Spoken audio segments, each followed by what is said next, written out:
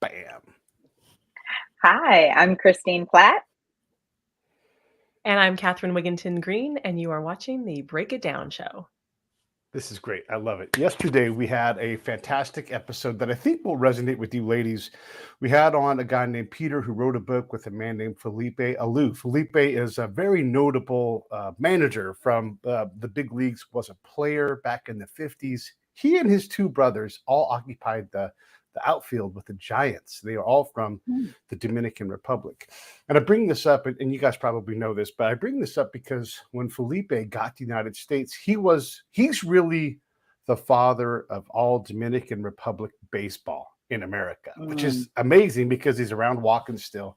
But when he got here, he didn't know that having a white mother and a black father made him anything other than a kid from the Dominican Republic. But he lands squarely in the South as they're having legal battles on whether or not he's allowed to even play baseball. And this is in the 50s, you know? Right. So we have this whole thing, and he struggles to even be allowed to manage it within the industry, you know, because they aren't sure what to do with these Caribbean guys. And so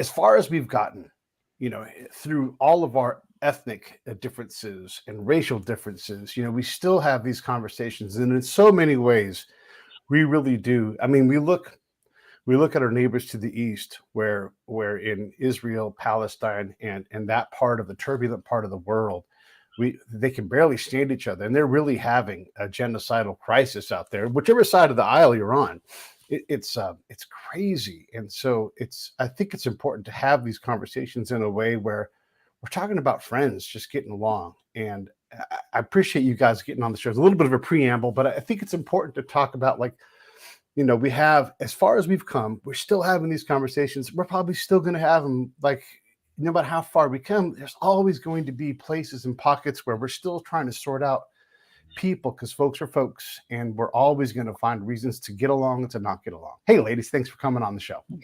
Thanks for having us. Lots to talk about. Yeah, where do you all want to start? We should tell you about the book, right? Let's do it. Let's talk about it. Okay. Christine, you want to start? Sure. I'm Christine Platt, co-author of the novel Rebecca, Not Becky, which I wrote with my dear friend, Catherine Wiggington Greene. And the novel explores the racial and interracial dynamics between the two main protagonists, Rebecca Milan and DeAndrea Whitman. I write from DeAndrea Whitman's perspective as a Black woman, wanting to make sure she has an authentic voice, an honest voice, and that we are, you know, really being as generous and as forthcoming with her narrative as we can. She is a mother, she is a wife, and she finds herself in the fictional idyllic suburb of Rolling Hills, Virginia, where she meets Rebecca Milan. Not Becky. Not Becky. Not Becky. Yeah, and Rebecca has been living in this community for a while. She sees herself as a leader. She sees herself as an ally, someone who cares very much about diversity, except there is no racial diversity in her community, and that really bothers her. And so when DeAndrea moves to town, Rebecca is over the moon that there's a Black family there, and she can put all of her diversity work into action. And there's a lot of reasons why she wants to be friends with DeAndrea that start to unfold, and we learn these as the book progresses. And there's a lot of reasons why DeAndrea wouldn't want to be friends with someone who only wants to be friends with them because she wants diversity in her life. And yet these two women still are thrust into community with one another because their daughters become best friends. And we watch how that all unfolds. What's the impetus for this book? I mean, you two ladies are obviously friends, but look, it's not an easy process to write a book. Maybe it's easy to be co-authors in the right situation, but also, look, selling a book is hard. I mean, look, you started a small business together. You could have bought a franchise painting garage floors, and it would have been, frankly, easier and probably more profitable.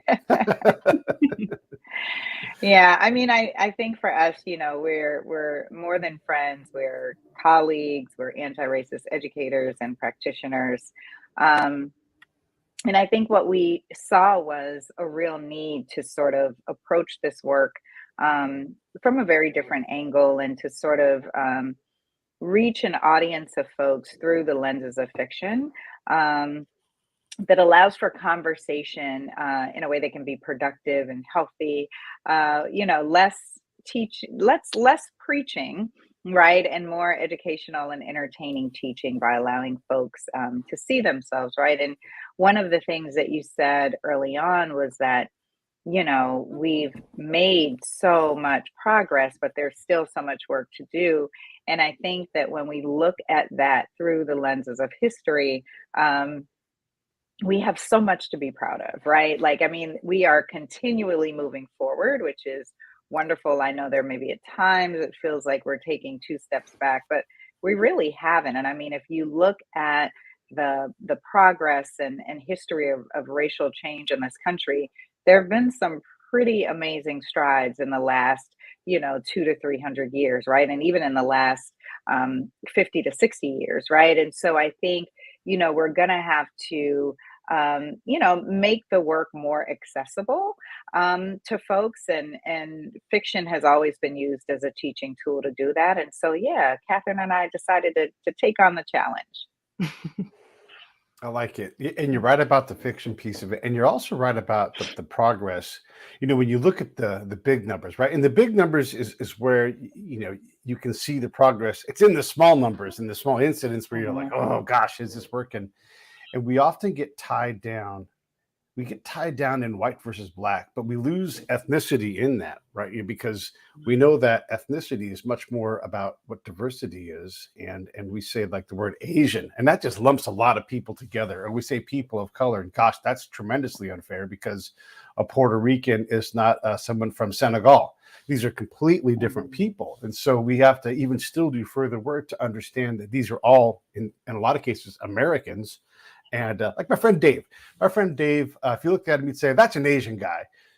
Their family goes back so far in America. He's like, I've been here longer than almost everybody I meet, but we look and we put him into a category that's completely prejudicial. How about that? We'll just say it will be nice because they're not putting him anywhere. So we do have work to do. So I guess, yeah, the fiction part of it is great. How do we get past the big categories and just start? And there's so many of us that already do this, right? How do we get past the big categories? I love that question. I mean, even when you're talking about your friend um, as Asian, I mean, there's a notion oftentimes, no matter how many generations someone comes, their family has lived in this country, there's a term to describe what you're saying, which is perpetual foreigner. Who do we see as American? And we have these notions of, the all-American boy or girl and what that means. And an image comes to mind. And those are the things that we have to really start to pull back from and reflect on as you were doing. And that's how the work continues, and it's really about relationship building, which is a big part of what the book is about. We are saying, we want people to be fully in their identity, celebrate where your family has come from, what they've endured, what is meaningful to them Mm, culturally, and embrace all of that, not ignore it, not pretend it doesn't exist, not say we're colorblind or we don't see race, none of that. We see all of that and we see how everyone is human. Rebecca Myland really is so excited for DeAndre to move to her town, but it's, and she's saying she's inclusive, right? She's saying, I'm an inclusive person, and she gets a sign put up in town that says all are welcome here. And certainly that's very hospitable, but that doesn't mean that DeAndrea feels as if it's an inclusive community. It sure. doesn't mean that actually everybody really is welcome. And here's where the irony and satire comes in a community that there are gated homes, right? It is not truly welcome to everybody. Certain people are able to live there and be part of that community. And so we really want to say, like, yes, all these different categories, I mean, they are important. A lot of them are constructed and made up to keep us apart, to keep people who want to, maintain power. Um, But also we really want to say we need to build relationships, and you can start to see that someone's not, when we say Asian, no, where's your family from? What's important to you? And how do we, what can we connect on? And that's really the important piece. Yeah, and when that person says Sheboygan, and you go, No, you're Asian," and you're like, "Yeah, Sheboygan," Exactly. and then it kind of breaks our mind. Yeah. I'm curious. This is sort of on topic, but I think it illustrates the point because I'm fascinated by, when do you belong to a place, and does anyone have the right to assign where you belong to? So you think about, there are no Rhodesians anymore. There are people that were born and lived in the country of Rhodesia, but they will never again go home because that place does not exist. Uh, Someone might look at me and say, "Pete, you're Caucasian." I have never lived, nor if I went back to the Caucasus region would I know where to go. I'm not Caucasian. And also, by the way, there's the word Asian in there. Does that make me an Asian? And so all of these questions come about. If you look at my ancestry, a big piece of me is Jewish. I've never, until I spit into a tube, I never thought of myself as Jewish at all, right? So am I Jewish? Would the Jews accept me? I don't know. So when do you belong to a place? When do you belong to an ethnicity? Can you adopt it? If I move to Florida, can I become a Floridian, or does someone get to tell me where I'm from? That's my question. Yeah, I mean, I think there are two different sides, right?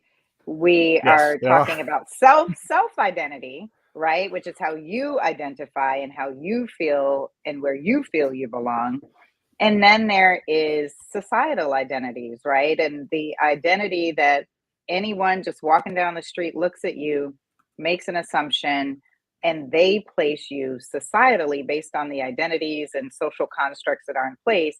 They say you belong over here, right? And so I think those are two very different conversations. Self identity, that is, it can be regional, it can be cultural, it can be familial. There can be so many different things that play a part in that, right? And like, no one can define your self identity other than you, right? And I think some of the things that we try to challenge in the novel is that notion of identity and belonging, right? Do you get to tell me, does a sign get to, is that what is going to make me feel welcomed? Is what is going to make me feel like I belong in Rolling Hills? Does DeAndrea's family, do they feel like they belong simply because they purchased property there, right? Like, there are lots of different sort of variations of this conversation that can happen based on whether we're talking about self-identity or the identities that others assign to us. And I think the challenging part is when others assign us identities that we feel do not adequately represent who we are or what we stand for, right? And that is when we start to see, just some disruption in these personal narratives. And so I hope that the way that we address some of these, topics and very difficult topics in the novel allows people to see themselves and maybe to start to question themselves, right? And their perception of others and their desire to make others belong when those folks may not even want to belong or feel like they want to belong, right? Yeah. Something so you were saying, can I add something to that? That Please, I want you to, yes. I mean, once we get going, right, like we sort of bounce off each other. So I was thinking about what Christine was just saying, and there's like this philosopher who, whatever, he's a French philosopher, but he talks about this idea of welcoming people. And can we say to anybody, could we create a community where anyone is welcome and we are opening up our community to them with no conditions? Could we do that? What would it mean to say you are welcome here and I'm not going to put conditions upon you to be part of this community? And it's interesting because he also says, like in the next phrase, that this is actually impossible. And we don't necessarily want that. But what would it mean if we could start to like think about the conditions that we're putting on people to come into our communities? I mean, with DeAndrea Whitman and her family moving into Rolling Hills, you know, Rebecca has created this very specific life for herself that she likes, and it's very control. Oh, she likes it. She's stressed out, really stressed out. But Yeah. she's very controlled.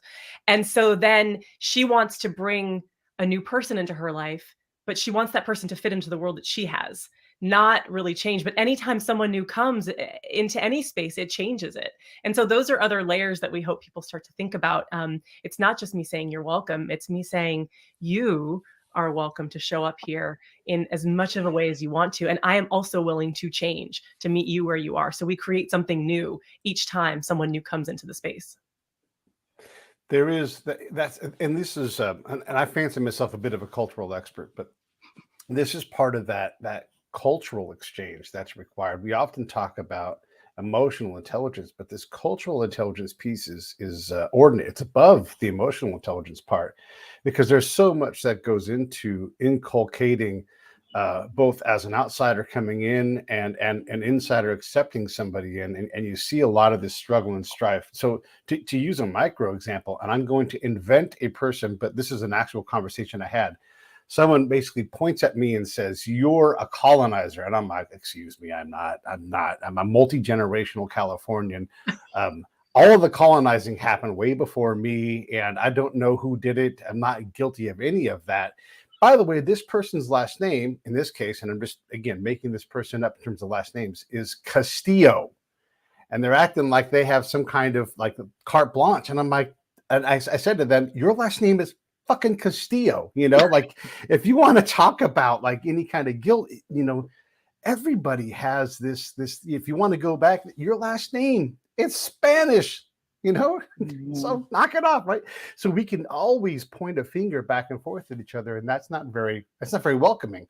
And so when we talk about how do you welcome, and you know, right now, like you look at Europe and how they struggle to bring a large body of non-European people in and blend them into their society, and those people wanting to be themselves. Look, over a couple of generations, it does tend to work itself out. But boy, that tumult is really uncomfortable. You know, when the Swedish snow princess from Christmas is a little Arab girl, that takes a lot of distress for the people that have seen the same thing for generations. And so how do you survive that level of discomfort when there's crime involved, and when you have enclaves that go together and it becomes no-go zones like they have in Paris right now? These are very dangerous and unsettling things.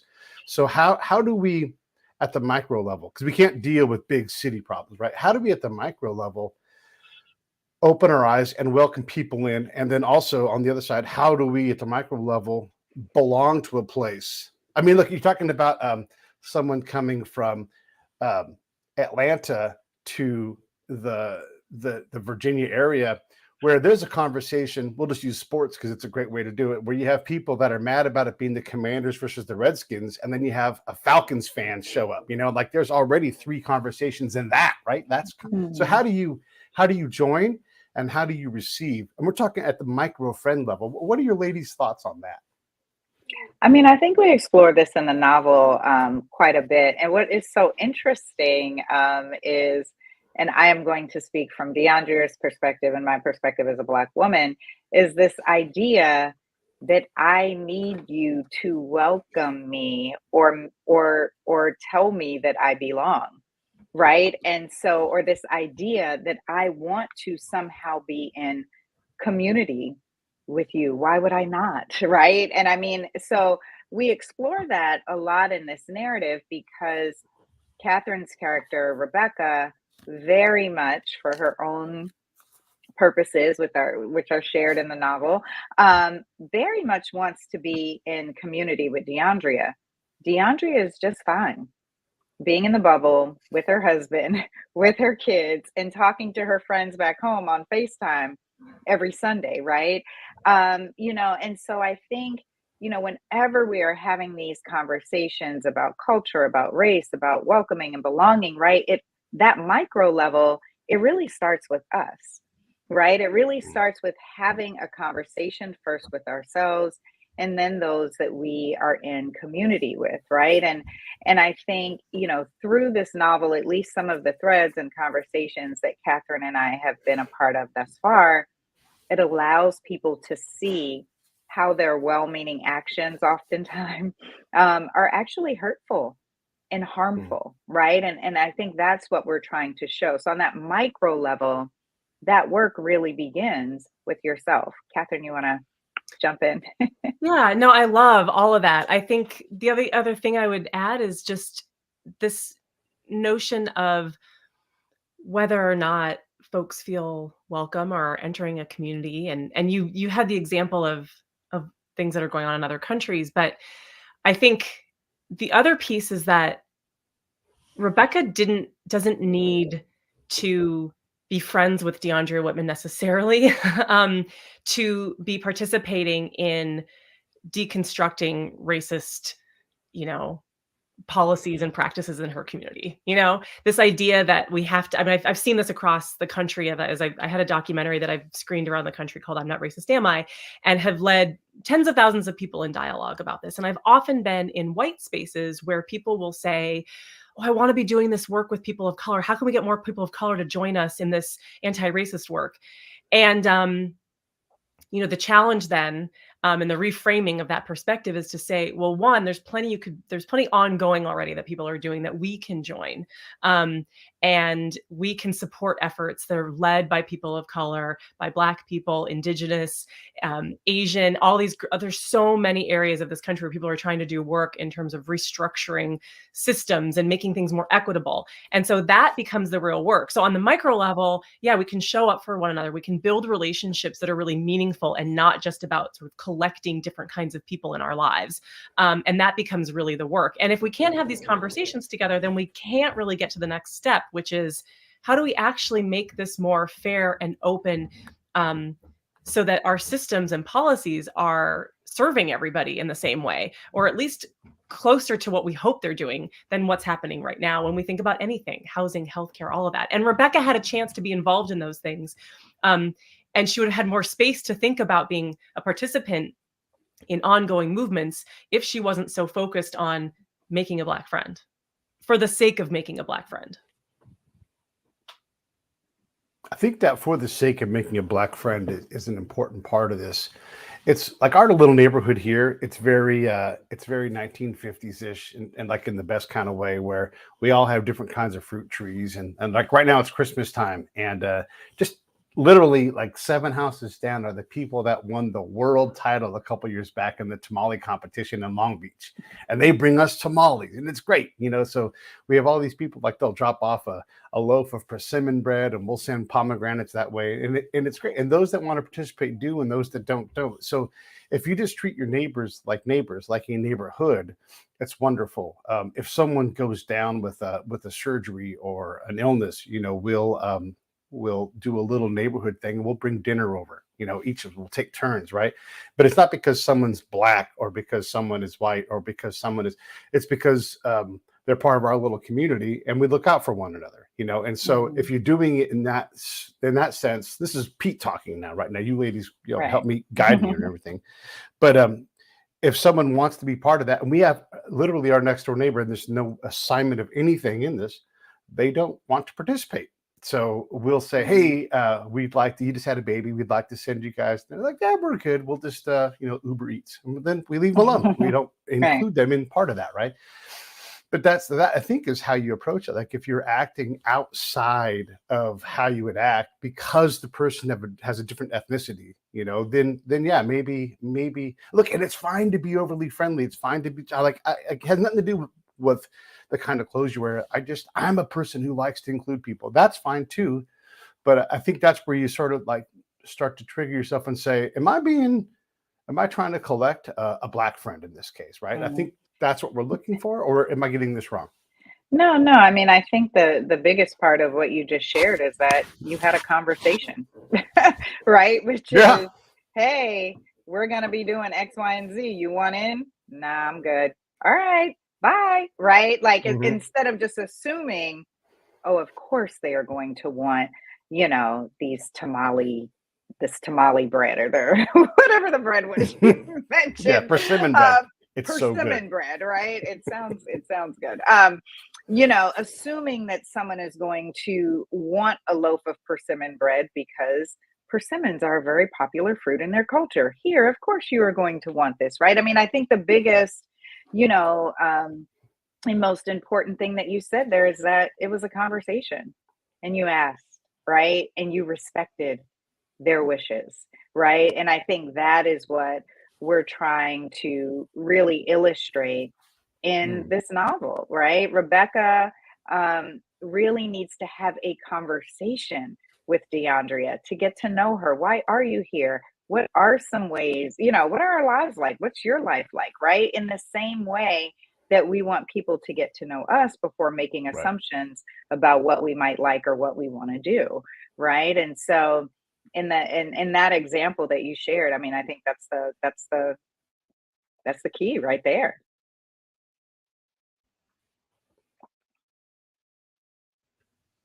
Catherine, no. That's great. Yeah, no, I think that's exactly right. It's the assumptions that we make where we think that we know what someone needs or that we know what's best for them, where we start to trip up and make those mistakes. Mm-hmm. One of the things that I've learned from working overseas quite a lot and being in the Army, quite frankly, is it is okay if not every instant is diverse. Like if you go into an Army school or an Army chow hall, you will see different groups collect together. So you might see, let's say, the Asian kids all eating lunch together and the Black folks eating lunch together. And I've asked about this because this is kind of like my job. And everybody will say, no, it's totally fine. Like there's no, like, we're all going to work together. We'll all go to the same barbecues, but there's times where like, this is our meal, and sure, you're welcome to come over, but don't feel like you have to, because that again is where it becomes weird. And so it is fine to have these instances where this is, so in my family is like all modern families. My family is a very wildly diverse family. A large part of my family is Mormon. Totally different Christmas. A large part of my family is Mexican, from Mexican. Totally different Christmas. For a while, my mom or my stepmom and my dad were both alive. A part of my family was Black, and so totally different Christmas. You had and then there's my nuclear family. Totally different Christmas. So all these different Christmases, I've been to all of them, but I've been to all kinds of Christmases in my life. They all get the same mission accomplished, but they're all slightly different. But if you scope back, you know what it is?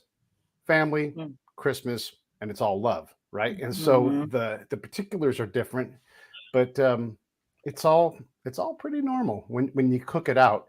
And everybody is always welcome at those times. Maybe you sing songs, like in our little nuclear family, my dad would play the piano and we'd sing Christmas carols. And maybe you don't, but it's all Christmas. I think family is a different dynamic. I want to go back to the lunchroom example that you gave, and please. I love this idea of I think we all had a visual of you saying, well, like these kids sit together, right? And the one thing that you said where you said, I mean, you're welcome to come over, right? I think there's also a side of it where there's this unspoken rule that you're not really welcome to come over, and to respect that, right? Like, and I think that's where those conversations are so important, right? We have, so many illustrative examples out there about calling out and calling in, right? And I think there are so many opportunities for calling in moments, right? Obviously, not at the lunchroom table, right? But maybe, when you are, and when those folks are out doing drills, if you're allowed to talk during drills, I don't know, right? But whenever you're able to have like a one-on-one, that's a conversation, right? And it is a very innocent inquiry, right? And I think we know how to establish those innocent inquiries, like, hey, listen, I am not trying to be offensive in any way, but I have just always been so curious. Why do you all sit together?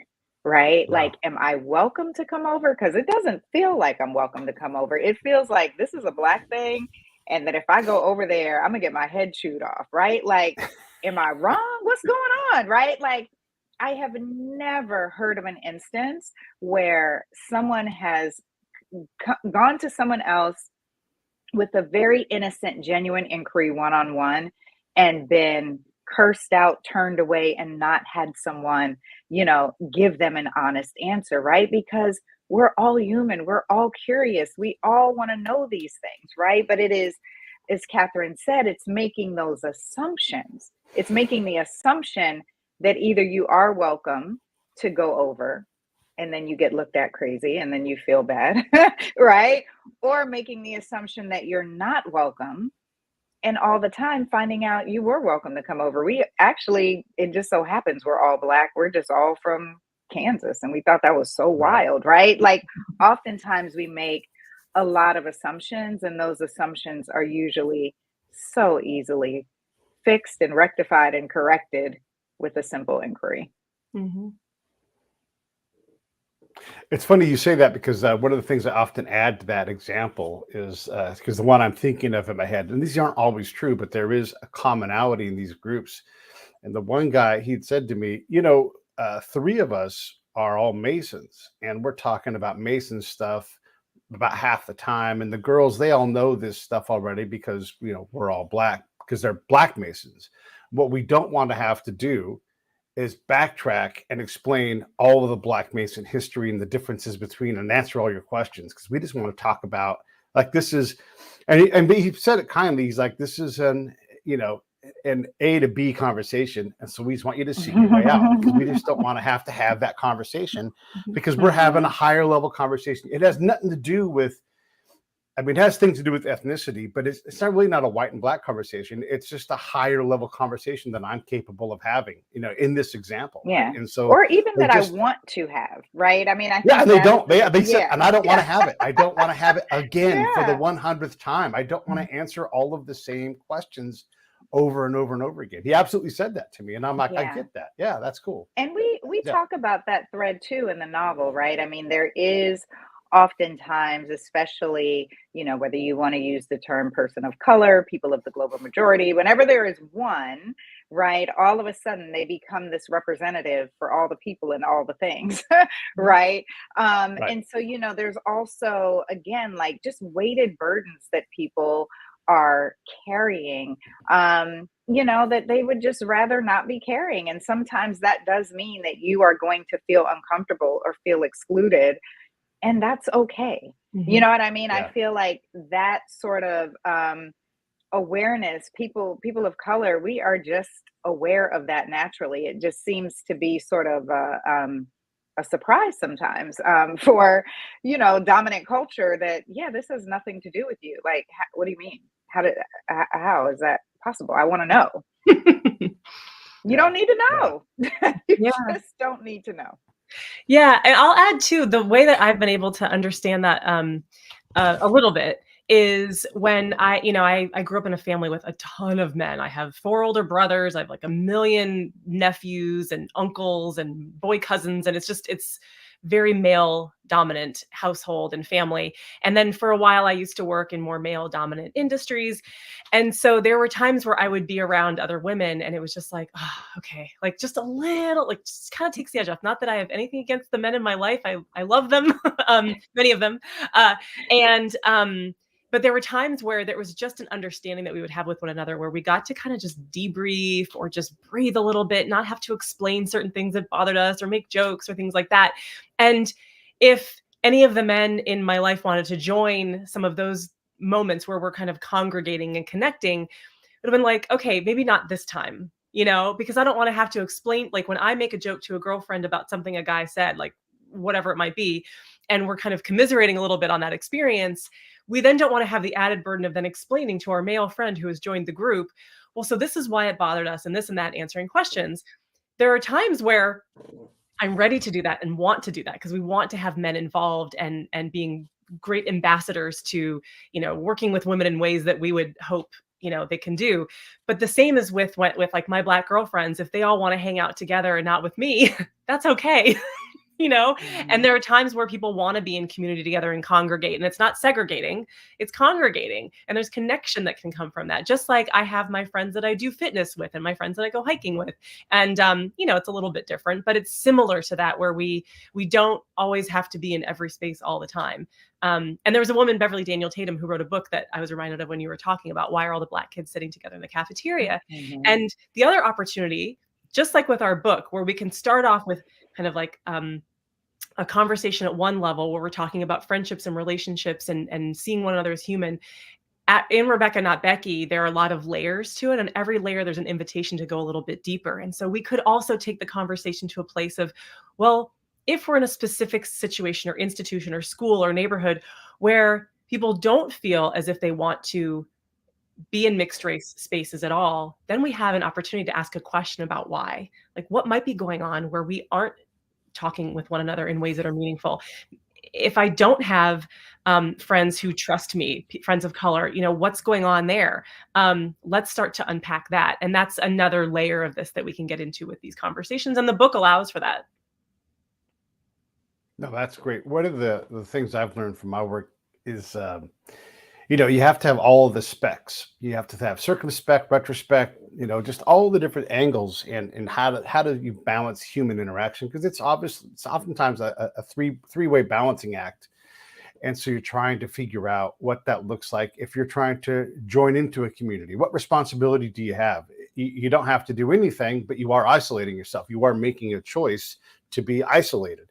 And so how do you then raise kids if you're going to be a family that is like, hey, we're not going to reach out. We're going to be afraid to ask questions going out and are resistant to these kinds of changes, which happens a lot in immigrant families because they might have a language barrier or a religious barrier, whatever it's going to be.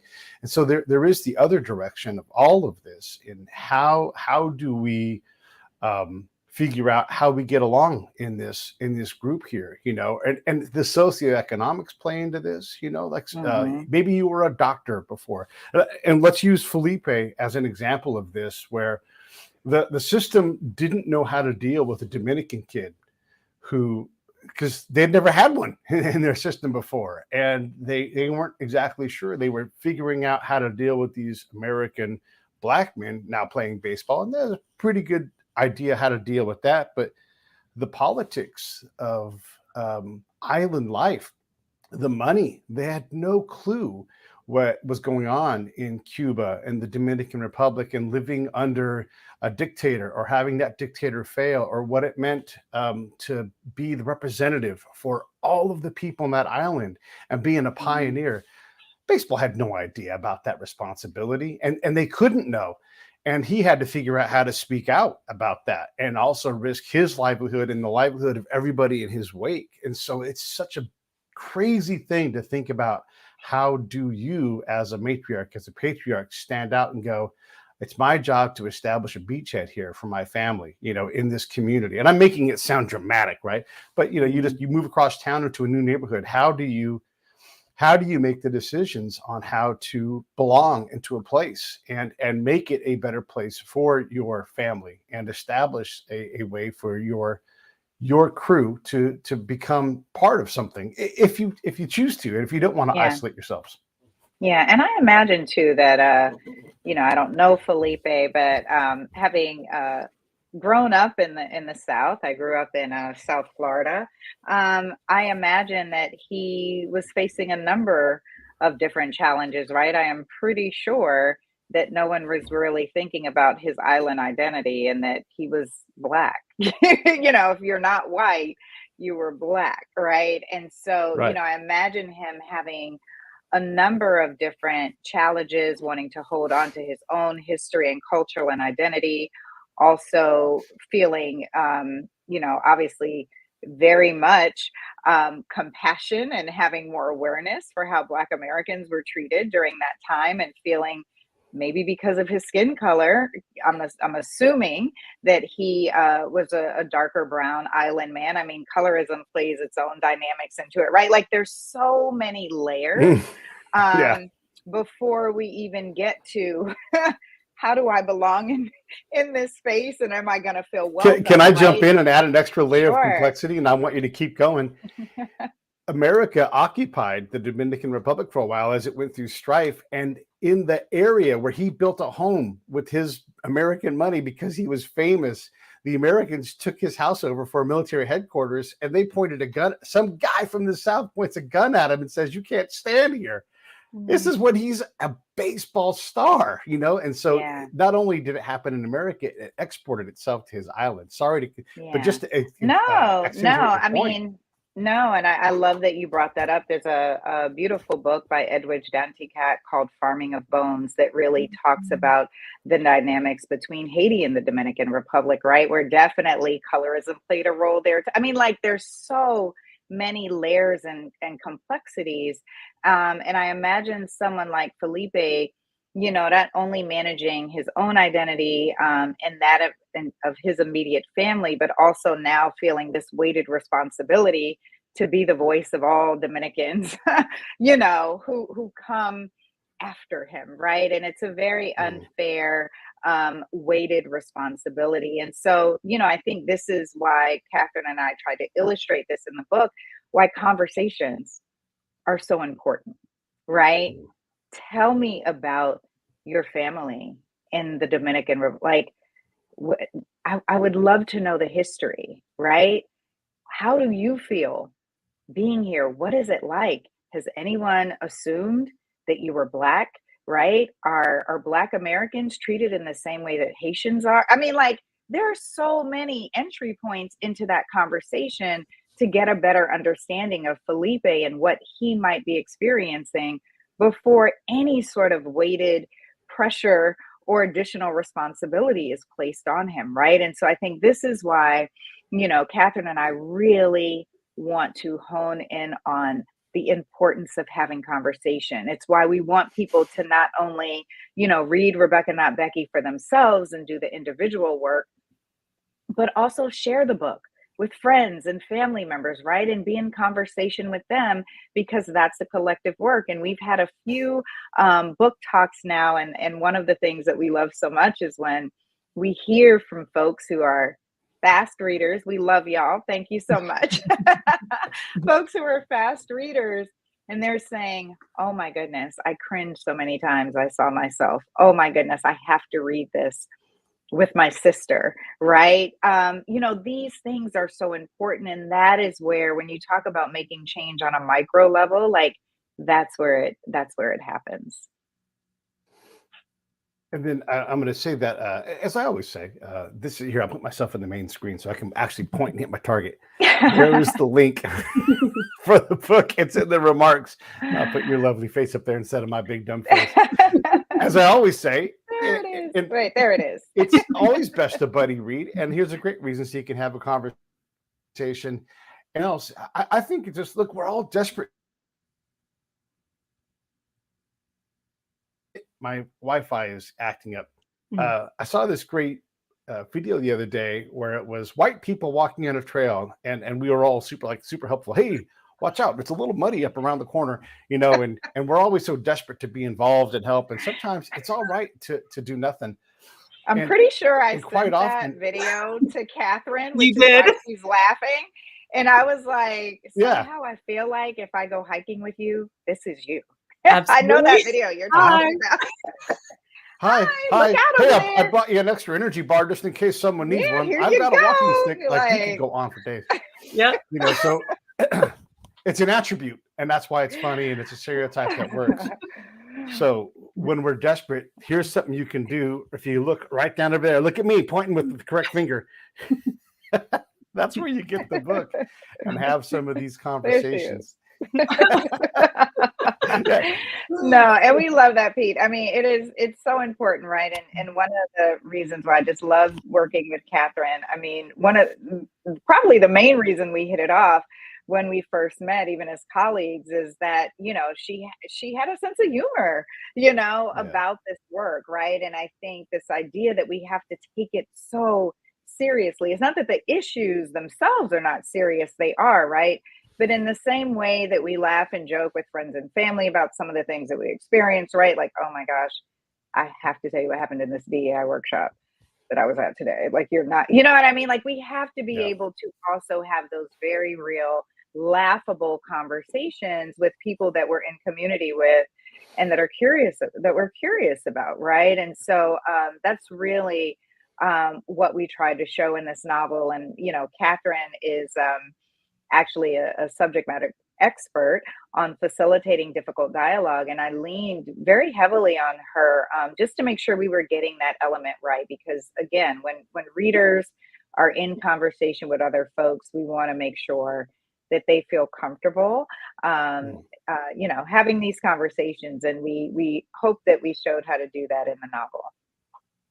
Yeah, that's great. I had Doug. Do you know, maybe you guys, this is 7 billion people. Do you know, there's a guy named Doug Melville who works in the DEI space. I had him on the show. His uncles, or not his uncles, his grandfathers were the first two Black generals in the military. And he works in a similar space. He writes about his grandfathers, and they were these amazing dudes, you know. And it's interesting when you look at how he has approached some of the problems of race in previous generations, and just standing up and saying, well, hold on, this is my grandfather's legacy you're dealing with. That costs money. And so you have to pay for access to the things that belong to them. And people like going, oh, yeah, you're totally right. Send us, you know, like we're glad to pay for that. But just making that leap personally to say, oh, this has value. You know, it should be normal to ask. And then the organization going, we're done. It never occurred to us. I guess no one ever asked. Like these small things, this is progress that we can see. And so it was really interesting to talk to Doug about the incredible journey of his grandfathers, but also his own personal realization that you can ask for the things that, because there is always the socioeconomic part of all of this, right? And if you come from a family that doesn't have means, you don't act like a family that has means, because you just don't know that aspect of it. So that's always an interesting part of the conversation. We often get lost in the color of skin, but we lose the fact that class has probably honestly a bigger impact than anything. I mean, it's easy to be in the wrong class and never get yourself out because you act like someone who doesn't have money all the time. Your decisions are bad over and over and over again, and no one can help you get out of it.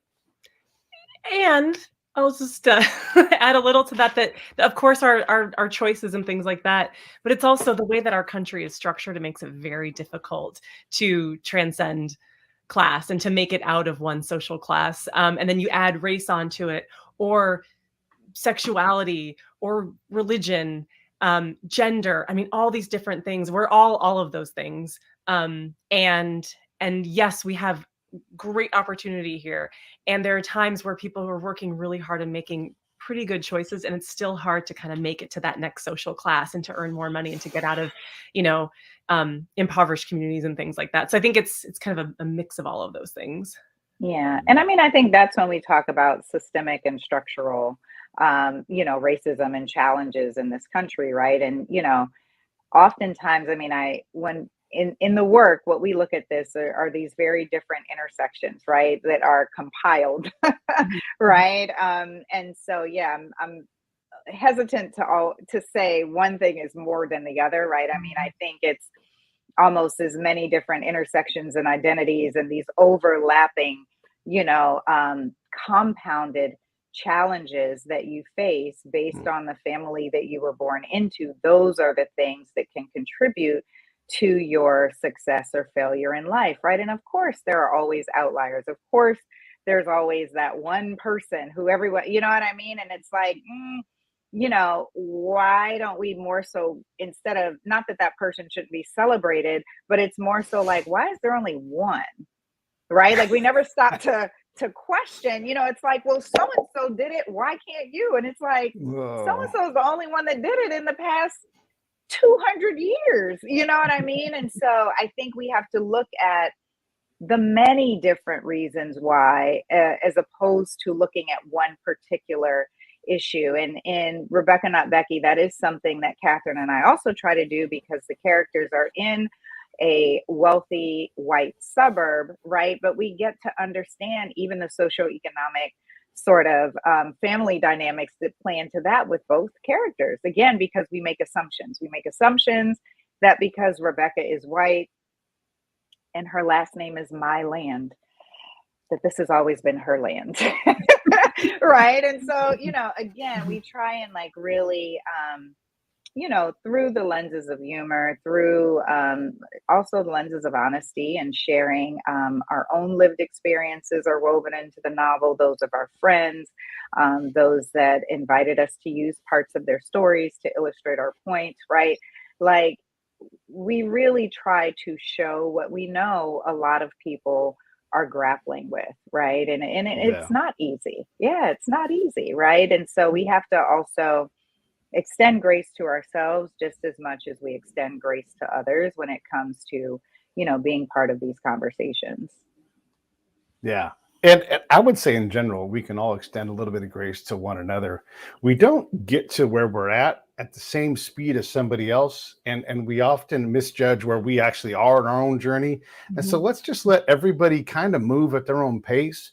And look, I've got enough problems. I don't want to borrow the two of your ladies' problems. So I do my best to try to mind my own damn business, because I don't know though, Pete. I don't know if I see you on your journey and I'm like, you could be moving a little bit faster. You know how you like to offer me an energy bar on the hike and I was just minding my business?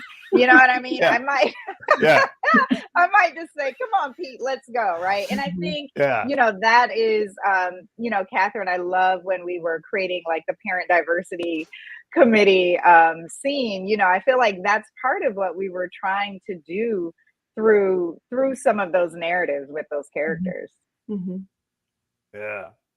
No, that's great. I love using comedy to teach us these challenging topics because humans are ridiculous. It's hilarious how bad at humanity humans are, and then turn around and we are the kindest and gentlest of apes, like we are just the best. So we are in ourselves, we are ridiculous, hyper, like we will.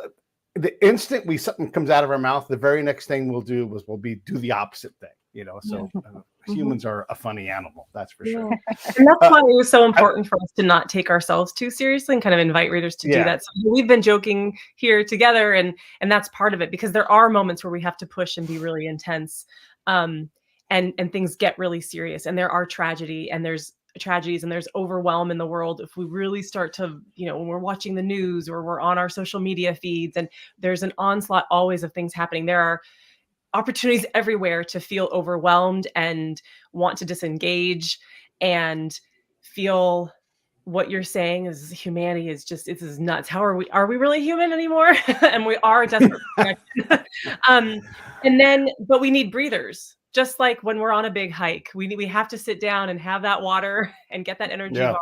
And humor allows us to do that. And reading fiction allows us to do that. It actually does give us what Christine said earlier, like that a little bit of distance from the situation so that we can tolerate all of this that is so hard and then be able to kind of recharge and connect with one another and know that we can do it together. And that's really important for us with the book and why we want people reading it together. Yeah. I want to ask a tough question. I know it's towards the end of the show and I'm not trying to sneak it in, but I've been trying to find a way to slide it in and this hasn't quite worked out. So, but I think it's important because the DEI role in a company, in a community, in a government entity, it's a newer role. And it's easy to get mad at new shit because we don't know what it is and just point at it and go, I don't like it. So I want to help us all understand because half of the DEI people will be below average, right? So what does a good product look like from someone who works in the DEI space in an organization? And what does a bad product look like? I mean, what is okay? We're definitely going to split this because Catherine and I love talking about DEI, and that is not a tough question at all. I will address the historical component of it, which is this work has been around for a very long time, right? It has the names keep changing and the acronyms keep changing and it becomes more inclusive and and so what we are witnessing is the evolution of anti-racist work, right? That is essentially what DEI is.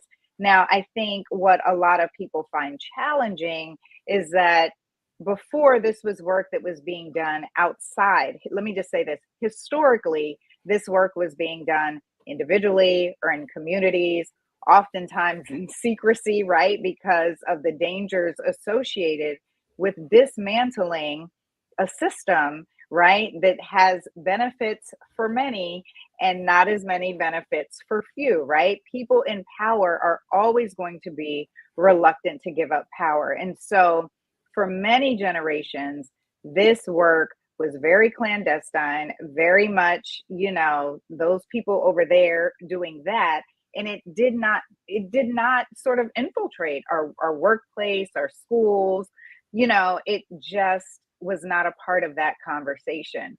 And so I think what a lot of people are finding challenging about DEI is the fact that it now has become more mandatory, right? It has become a part of your workforce training in the same way that, we've been having sexual harassment training for years, right? Now, all of a sudden, there's this new component, right? And it's personal, right? It feels personal in a very different way.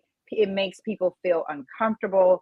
Oh my gosh, we're getting hit over the head with it, right? But I want to just make sure that we're very clear whenever we're talking about DEI, that this is work that has been done and in the works for generations, right? We are seeing a very different naming and framing of it, but at its core, it is the dismantling of systems of oppression and inequity and, the laws and policies that are associated with that, right? And so, Catherine, I'll let you handle our present DEI challenges and moments. Yeah, I love everything that Christine just said. So important, because it does, just because something is new to me doesn't mean it's new, and so that is when we come up against this, that it's now more widespread. And of course, with George Floyd and his murder, then a lot of companies joined the fray and decided to, make positions that were explicitly director of diversity, or there's going to be a role here in the company that was officially that. Now, there's a lot to be said about how that was implemented, how much power and influence the people in those roles actually have, whether or not the institutions that implemented those roles and hired people to fulfill those roles truly actually wanted to make change, or if they wanted to maintain the status quo. I mean, there's lots of ways we could take that conversation, but you did ask about what would make a good product for DEI work. And here's where I'll say that there is no product for DEI.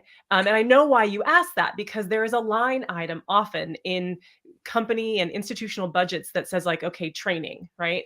And so what we always say, and I feel very strongly about this, that when we come into a place and do educational work, and I've been doing this in a lot of companies and schools and colleges and Fortune 500 firms and everything for many, many years, it's not training, because I cannot train you how to be a good person in every given situation. I can't train you to be able to interrupt every kind of racist or bigoted comment that you might ever hear. It's not about that. It's about learning the history, understanding the analysis, becoming agile in learning about these issues so that we can continue learning, and having the importance of relationship building so that when we do mess up, and we will mess up and we will get it wrong, that we're able to be in dialogue with one another. And so any kind of meaningful, I think, education that falls under diversity, equity, inclusion will have that relationship aspect, and it'll be ongoing. There is no such thing as a 1-hour training that after you go through that, you are going to be anti-bias, anti-racist, anti all the things, right? None of that's going to happen. But when we call it training, that easy. we would not be having these conversations. But if it were, when we tell people that, oh, I'm going to do a training for you in DEI, then when we hear training, we think, oh, there are a list of 5 things that after this training, I will know how to do. And then when we leave that training, not knowing how to do those things, we say DEI doesn't work. And so the whole premise, I think, is flawed on that front.